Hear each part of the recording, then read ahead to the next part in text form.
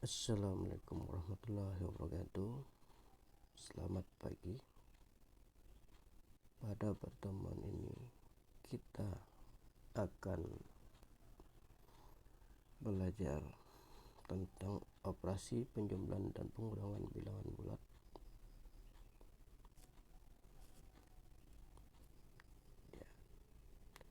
Adapun tujuan pembelajaran, setelah selesai pembelajaran ini diharapkan siswa mampu: 1. Menggunakan garis bilangan pada operasi penjumlahan bilangan bulat. Kedua, menggunakan garis bilangan pada operasi pengurangan bilangan bulat. Ketiga, melakukan operasi gabungan penjumlahan dan pengurangan bilangan bulat. Yang keempat, menyelesaikan masalah dalam kehidupan sehari-hari yang melibatkan operasi penjumlahan dan pengurangan bilangan bulat. Jadi itu tujuan pembelajaran yang harus kita capai setelah mempelajari materi hari ini. Kita mulai. Yang pertama, kita amati contoh 1-3. Mia mempunyai 3 boneka di rumahnya. Ketika ulang tahun, Mia mendapatkan hadiah sebanyak 4 boneka lagi. Berapakah boneka yang dimiliki Mia sekarang?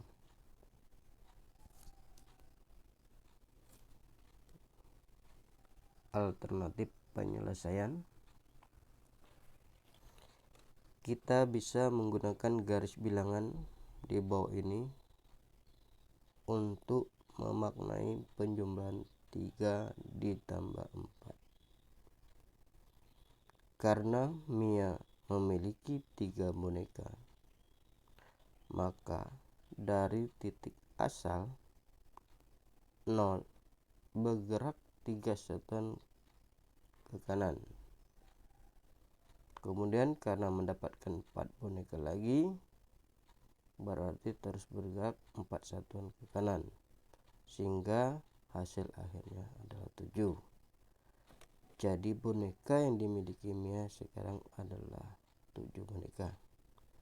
Jadi kalau bilangannya tambah berarti ke kanan ya, atau positif itu ke kanan. Selisih antara dua bilangan bulat sama dengan jarak kedua bilangan tersebut pada garis bilangan. Misalnya, selisih antara 1 dan 4 adalah 3 satuan. Yang kedua, selisih antara negatif 2 dengan 3 adalah 5 satuan. Coba perhatikan ilustrasi berikut ya, coba kalian perhatikan pada garis bilangan. Untuk yang pertama, selisih antara 1 dengan 4 adalah 3 satuan. Jadi kita lihat di situ. Yang pertama dari 0 ya, ke 1 itu batasnya. Jadi titik pertama ada di 1, kemudian titik yang kedua ada di 4 ya. Kita lihat jarak antara 1 dan 4, kita hitung mulai dari 1, kedua 1, ketiga 2, 3 keempat 3. Jadi jarak 1 dengan 4 itu 3. Itu yang disebut tadi selisih antara 1 dan 4. Kita lihat yang kedua, negatif 2 dan 3 ya. Ini penjelasannya pada garis bilangan.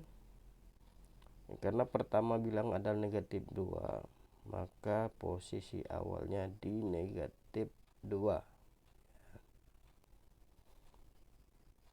kemudian satu lagi dengan 3 ya. Jadi negatif 2 dengan 3. Jadi titik pertama negatif 2, titik yang keduanya yaitu 3. Kita hitung ke arah kanan dari negatif 2 menuju 3. 1, 2, 3, 4, 5. Maka selisihnya adalah 5 satuan. Jadi selisih antara negatif 2 dan 3 adalah 5 satuan ya, selisih atau bisa kita sebut jarak. Contoh 1.4. Nia mempunyai 6 pasang sepatu di rumahnya. Karena senang hati, Nia memberikan 2 pasang sepatunya kepada sepupunya. Berapakah pasang sepatu yang dimiliki Nia sekarang? Kita perhatikan alternatif penyelesaiannya ya, bentuk dari soal tersebut ya. Jadi soal cerita tersebut bisa kita tuliskan 6 dikurang 2 ya. Awalnya 6 pasang, karena diberikan berarti kurang 2. Ini penjelasannya. Awalnya Nia memiliki 6 pasang sepatu, maka bergerak dari titik 0 ke kanan. Jadi 6 satuan ya, karena positif. Karena dikurang 2 pasang sepatu, berarti panah berbalik arah ke kiri 2 sana, sehingga pada akhirnya adalah 4. Ini bisa kita tunjukkan pada garis bilangan seperti tadi. Karena 6 pasang sepatu, maka dari titik 0 bergerak ke titik 6 ke kanan, karena dia memiliki berarti positif ya. Kemudian dikurangi 2 pasang, berarti bergerak ke kiri. Jadi 0 ke 6, dari 6 lagi menghitungnya sebanyak 2 langkah. 6, 5, 4. Jadi titiknya berhenti pada bilangan 4. Jadi ya, panah ke kiri itu untuk menunjuk arah pengurangan, dan ke kanan itu untuk positif atau bilangan atau plus ya. Kalau ke kanan itu plus atau positif, atau bisa kita katakan tambah. Jadi banyak sepatu yang dimiliki Nia sekarang adalah 6 dikurang 2, yaitu 4 pasang. Oke, kita lanjutkan ke contoh berikutnya. Contoh 5. Seorang penyelam amatir mula-mula berlatih menyelam di kedalaman 2 meter di bawah permukaan laut. Setelah merasa lancar menyelam di kedalaman 2 meter. Ya, setelah lancar menyelam di kedalaman 2 meter, kemudian ia turun lagi hingga kedalaman 5 meter di bawah permukaan laut. Ya. Berapakah selisih kedalaman pada 2 kondisi tersebut? Ya. Di sini perlu dijelaskan kembali bahwa yang ditanyakan adalah selisih, bukan keadaan penyelam saat ini. Jadi karena sekarang ditanyakan selisih, maka alternatif penyelesaiannya dapat kita tampilkan seperti ini. Negatif 5 mewakili posisi 5 meter di bawah permukaan laut, sedangkan negatif 2 mewakili posisi 2 meter di bawah air laut. bilangan negatif 2 lebih besar daripada negatif 5. Mengapa? Ya. Untuk soal tersebut bisa kita tulis negatif 2 dikurang. Kenapa dikurang? Karena kurang ini menunjukkan tanda selisih. Dikurang berapa? Negatif 5, karena dia turun kembali 5 meter tadi. Untuk lebih jelasnya perhatikan ilustrasi berikut. Ya. Pertama-tama dia turun di bawah 2 meter di bawah permukaan laut, berarti dari 0 ke titik negatif 2. Kemudian dia turun kembali, ya, 5 meter di bawah permukaan laut. Ya.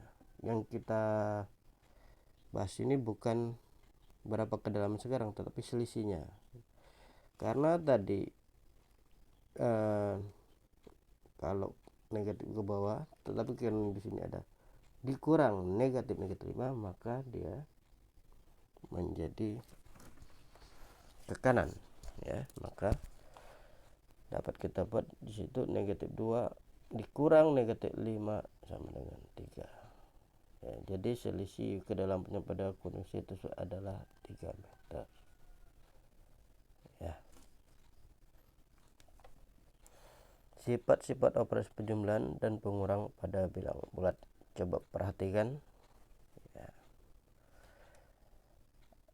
Operasi penjumlahan dan pengurangan sebanyak 8 buah ini. Yang pertama adalah 800 ditambah 70, 70 tambah 800, ya. 650 tambah 30, 30 tambah 650, 780 kurang 120, 120 kurang 750, 580 ditambah negatif 10, 8 580. Coba kalian, ya, ini kalian catat, kalian kerjakan pada buku catatan, ya. Kalian coba dulu, ya. 800 tambah 700, kita coba, ya. 800 tambah 700, nah, itu 870. Yang kedua 70 tambah 800 sama juga 870. Coba kalian lanjutkan yang lain, kalian buat di buku catatan, ya, supaya kita paham nanti dalam mempelajari sifat-sifat operasi penjumlahan pada bilangan. Oke, kita lanjut ke sifat-sifatnya. Yang pertama, sifat komutatif. Secara umum, jika A dan B adalah sebarang bilangan bulat, maka berlaku A tambah B sama dengan B tambah A. Apakah sifat komutatif juga berlaku pada operasi pengurangan? Nah, itu pertanyaannya. Ternyata tidak. Kenapa tidak? Contoh bisa kita lihat pada soal nomor 5 dan 6. Ya, pada kedua soal tersebut susunan bilangan dikurangin dan pengurangannya saling berkebalikan. Oke, kalian bisa lihat 5 dengan 6. Kalian coba dulu. 780 berapa hasilnya? 120 kurang 70 berapa? Yang pasti nomor 5 bernilai positif, yang nomor 6 bernilai negatif. Kalian silakan coba berapa hasilnya, ya.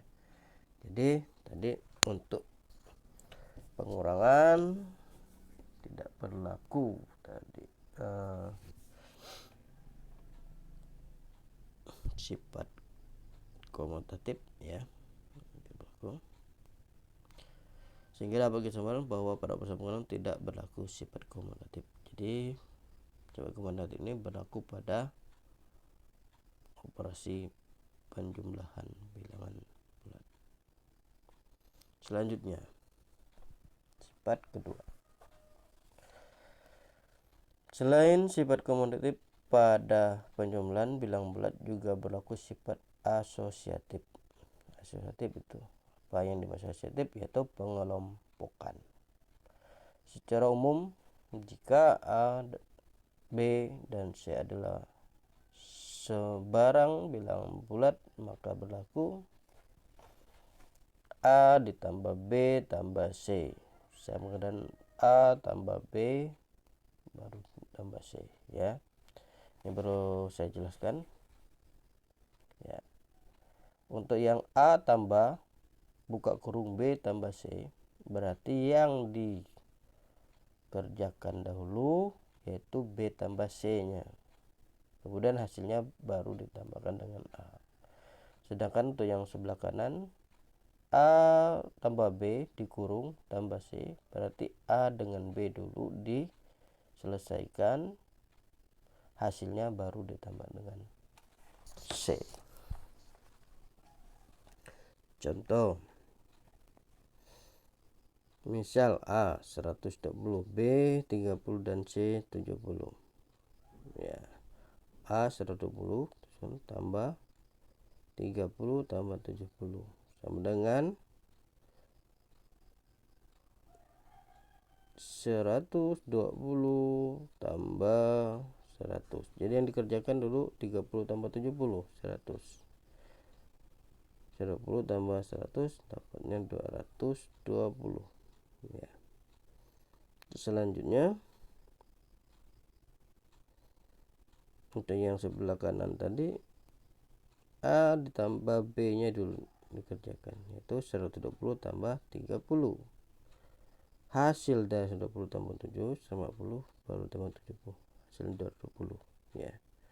Jadi untuk sifat asosiatif ini jika berlaku pada penjumlahan bilangan bulat. Untuk mengecek kebenaran sifat asosiatif dan distributif, lengkapi tabel berikut, ya. Ini silahkan kalian salin tabelnya di buku catatan kalian.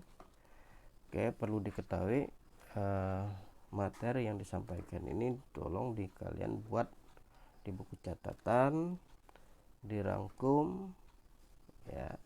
Seperti ada tabel-tabel untuk mencoba ini, silahkan kamu salin kembali tabelnya, kamu isi, ya, supaya kamu punya bahan nanti untuk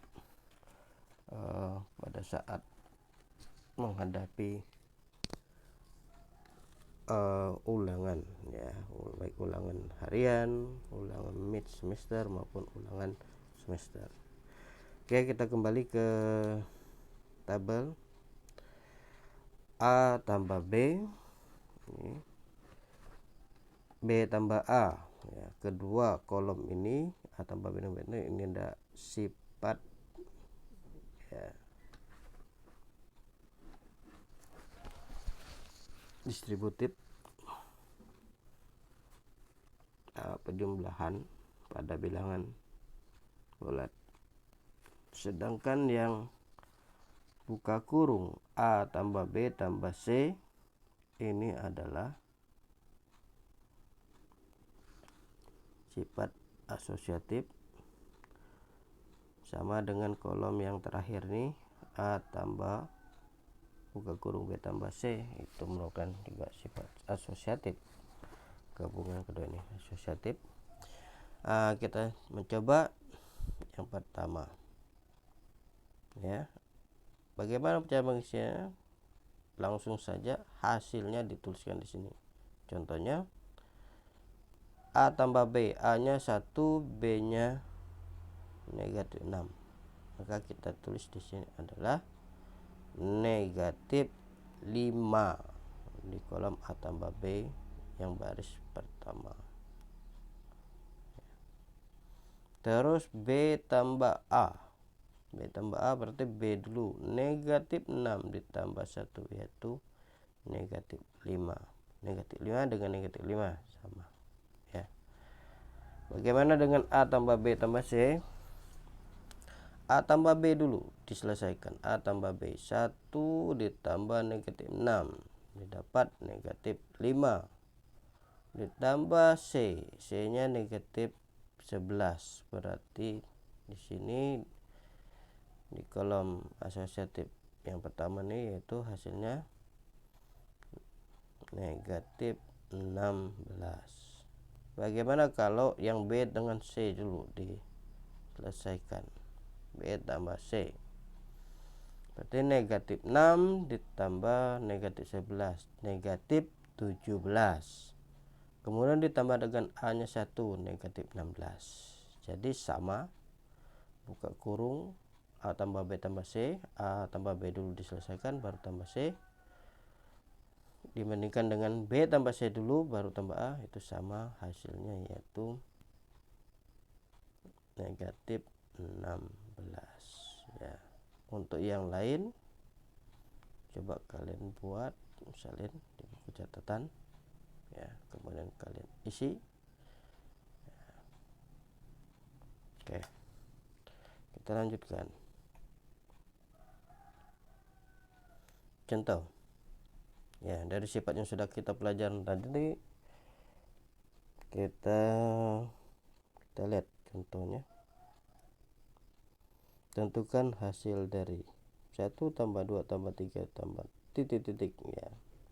Masuk di sini titik-titiknya itu berarti lanjut 4, 5, 6, 7, 8, 9, 10 sampai 47, 48, 49, 50 dan seterusnya ya. Oke, bagaimana kita dapat memanfaatkan ini ya? Benar. Kalau kita persatu bisa juga 1 tambah 2 3 ya, tambah 3 tambah 4 7 dan seterusnya. Kita bisa selesaikan satu persatu ya, karena kita tadi sudah mempelajari sifat-sifat, maka permasalahan tersebut bisa kita selesaikan seperti ini ya. Awal dengan ujungnya dijumlahkan 1 tambah 50, 51. Itu kedua, bilangan kedua ada 2 dan 2 terakhir 49, jumlahkan 51 juga. Bilangan ketiga itu 3 ya, ditambah 3 bilang terakhir 51. Sehingga kalau kita kelompok terus seperti ini, karena ada bilangan ada 50, karena sepasang berarti 50 dibagi 2, 25.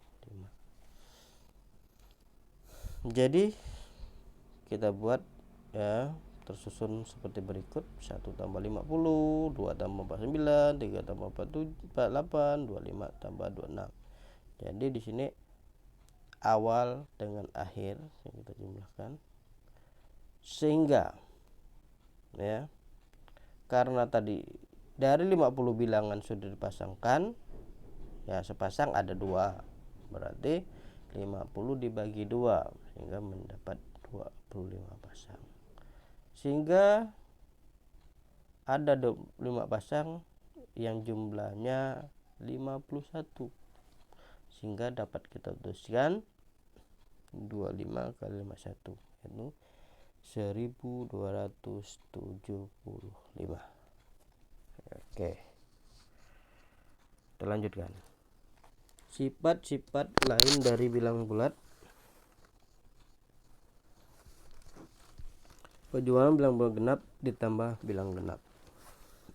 Ini coba perhatikan tabel. Isi kolom bilangan 1 dan bilangan 2 dengan sebarang bilangan bulat genap. Amati hasil penjualan bilangan tersebut. Setelah mengamati, ingat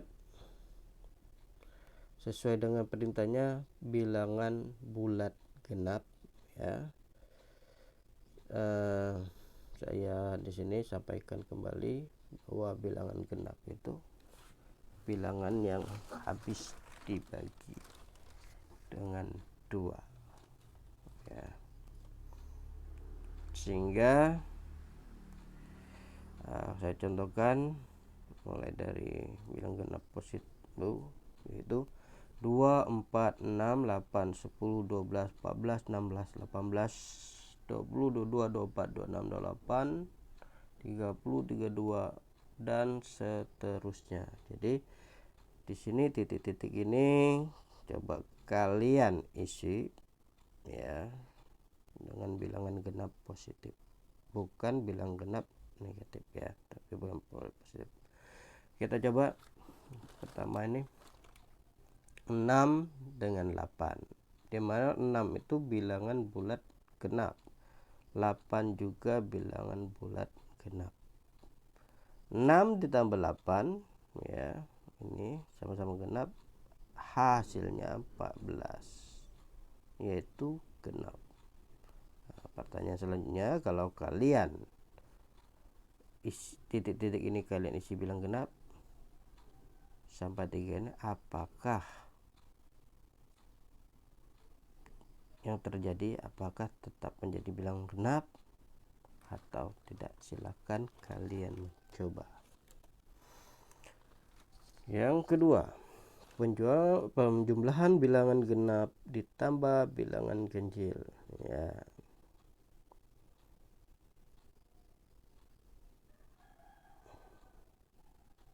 Ya, jadi kita ambil bilang bulat genap ya, seperti ini.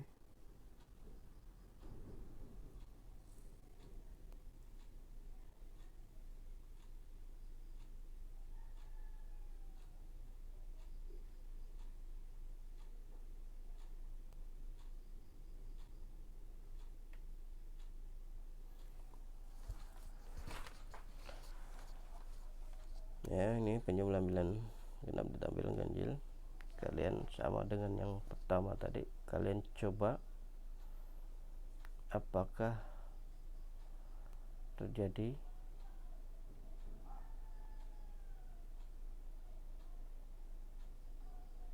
menjadi bilang ganjil juga. Silakan kalian isi, catat di buku catatan. Yang ketiga, penjumlahan bilang ganjil ditambah ganjil ya, ini sama dengan yang 1, 2.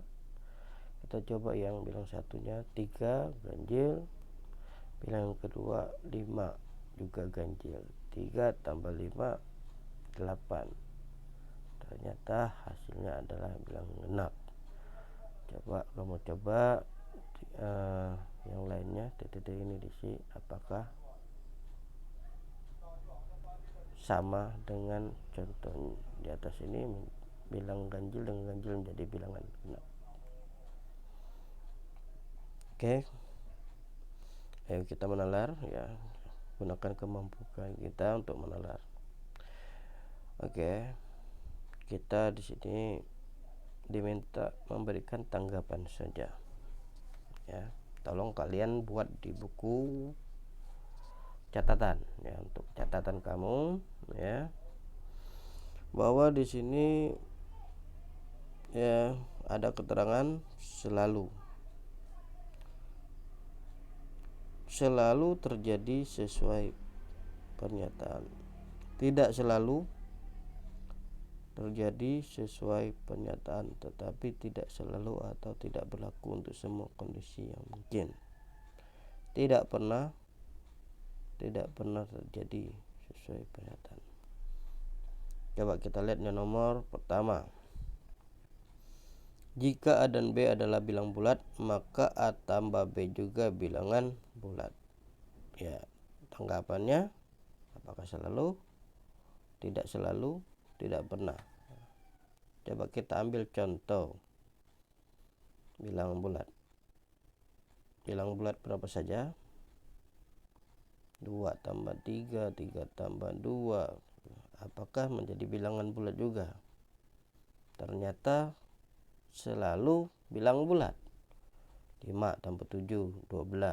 12 bilang bulat. 5 dengan 7 bilang bulat. 1 tambah 3, 1 bilang bulat. 3 bilang bulat, sama dengan 4. 4 juga bilang bulat. Maka tanggapan kita adalah, kita tulis nomor 1 ini adalah tanggapannya selalu. Nah, coba kalian coba lagi yang lainnya ya. Ada pernyataan ada sampai 9, silakan kalian salin tabel ini ya, salin kalian tulis ya, 456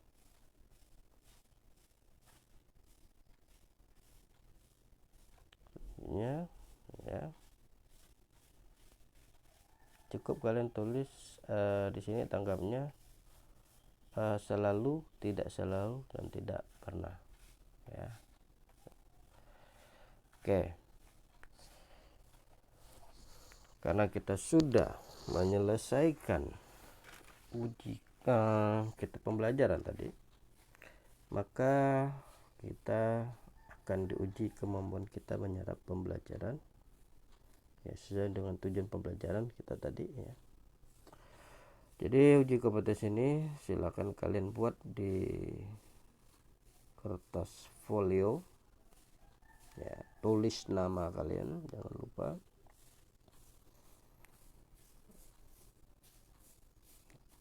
Ini soalnya disalin ya, boleh disalin semua soalnya baru jawabannya terakhir, atau boleh juga nomor 1 soalnya ditulis kemudian jawaban atau penyelesaian. Ini kita lihat ada 1 2 3 4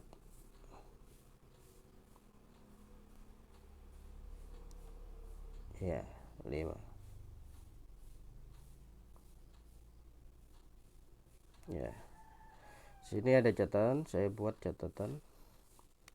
Latihan dibuat di kertas folio ya, ini untuk dikumpulkan. Materi dibuat rangkuman, buku catatan tidak dikumpulkan. Ini tolong diperhatikan, catatan ini wajib kalian buat ya, walaupun tidak dikumpulkan tapi nanti akan diperiksa.